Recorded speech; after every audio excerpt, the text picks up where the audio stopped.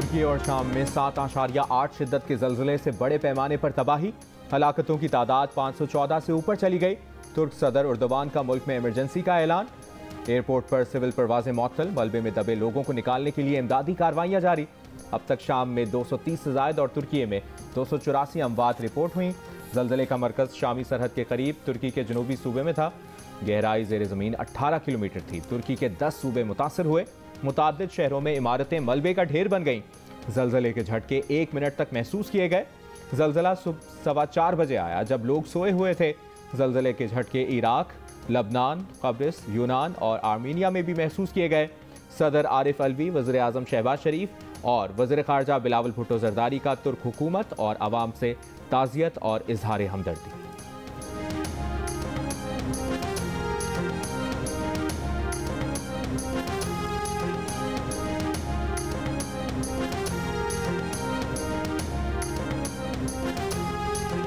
पाकिस्तान और IMF के दरमियान power sector subsidies, petroleum development levy के हदफ और GST पर इख्तिलाफात बरकरार। तकनीकी सतह के मुज़ाकरात में 2 दिन की तौसी। पाकिस्तान की IMF टीम को कायल करने की कोशिशें। पावर सेक्टर में नजरसानी शुदा सर्कुलर डेट मैनेजमेंट प्लान के तहत इजाफी सब्सिडी की रकम को कम करके 605 अरब रुपए तक कर दिया गया।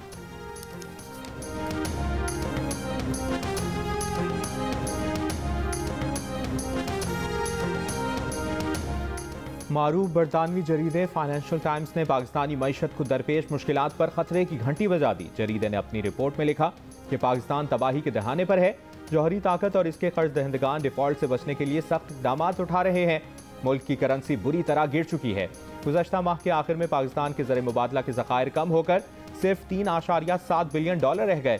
फाइनेंशियल टाइम्स ने लिखा कि चीन, IMF और पेरिस क्लब को पाकिस्तान को कर्जों की तंजीम नौ के मुज़ाकरात में तेज़ी लाने की ज़रूरत है।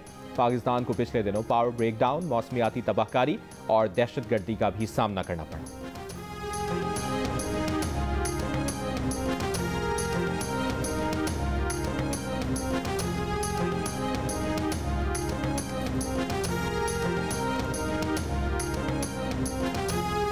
बिलावल से मुतालिक नाजेबा बयान पर दर्ज मुकदमे में शेख रशीद को कराची मुंतकिल नहीं किया जाएगा।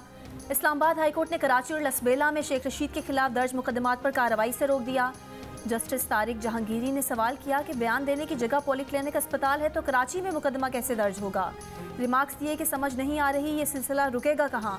आपने सेक्रेटरी इंफॉर्मेशन MDTV के खिलाफ दहशतगर्दी के मुकदमात दर्ज कर दिए थे, अब वही कुछ आपके खिलाफ हो रहा है। शेख रशीद के वकील से मुकालमा। जुडिशल मजिस्ट्रेट की अदालत ने शेख रशीद के राहदारी रिमांड की इस्तदा मुस्तरद कर दी। अडियाला जेल के अंदर ही शेख रशीद से तफ्तीश करने का हुक्म दे दिया। शेख रशीद की दरख्वास्त जमानत बाद अज गिरफ्तारी पर समाअत में वक्फा।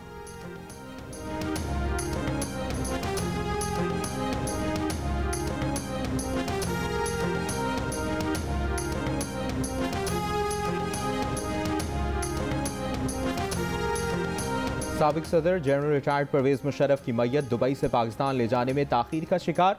खुसूसी तैयारा सपहर में पाकिस्तान के लिए रवाना होने का इम्कान। दुबई के अल मखतूम एयरपोर्ट से पाकिस्तान का खुसूसी तैयारा मैयत को रावलपिंडी लेकर रवाना होगा। परवेज मुशर्रफ की अहलिया, बेटा और बेटी मैयत के हमरा पाकिस्तान आएंगे।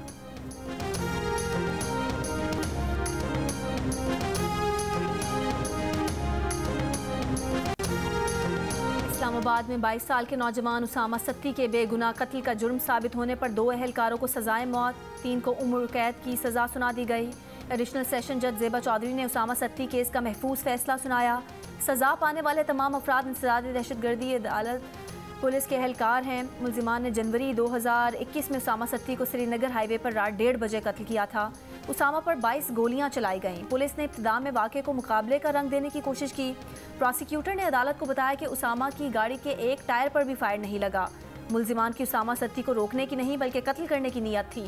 2 साल बाद इंसाफ मिलने पर उसामा के वालिद आबदीदा हो गए।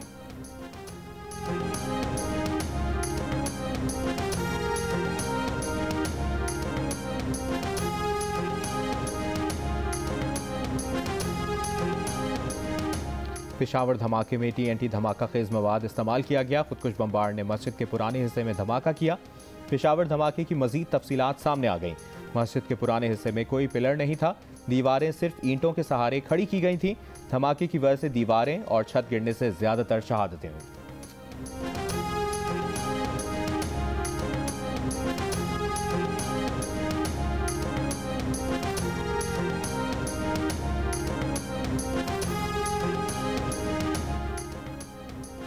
इलेक्शन के लिए कारकुनान को मुतहरिक कर रहे हैं। मुल्तान के वर्कर्स कन्वेंशन में जज्बा और हौसला मिला। मरियम नवाज की मीडिया से गुफ्तगू, कहा 2017 में नवाज शरीफ को इकामा पर निकाला गया, वो एक दिन में 2 बार अदालत जाते थे। दूसरी तरफ इकामा नहीं, हीरे और फॉरेन फंडिंग है। मरियम नवाज ने कहा कि सब जानते हैं हम पर बनने वाले केसेस झूठे थे, हमसे इंतकाम लिया गया। आज बदनामे ज़माना केस में भी वो अदालत नहीं आते। ऐसी सहूलत क्या नवाज शरीफ को थी? क्या ये सहूलत मरियम नवाज को थी? इनके नाजायज़ पैसों के सबूत भरे पड़े हैं। इन्होंने घड़ियाँ बेची, मनी लॉन्ड्रिंग की। कानून अपना रास्ता लेगा। जो जराइम किए उनकी सज़ा भुगतना पड़ेगी।